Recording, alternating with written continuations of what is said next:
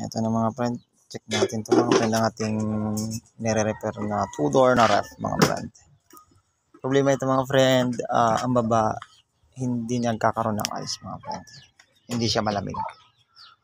So, unahin natin yung taas.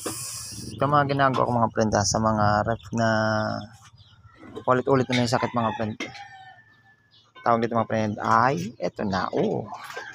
May laman na mga friend. Tingnan nyo man. May ice na mga friend. Diba? Ito mga friend ginagawa ko. May ice na yun mga friend. On the spot may ice. Yung ginagawa ko mga friend. Pag paulit-ulit ang sakit ng isang rep. Ayan. Bigyan ng customer. Padagdag sa UTI. Tanggalin natin mga friend. Pinaka-center dito mga friend ay yung baba. Silipin natin yung baba. Ayun na. So ayan na mga friend. Kaya start pa lang pero malamig na.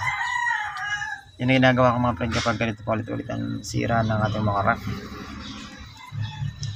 Para isang gawaan na lang.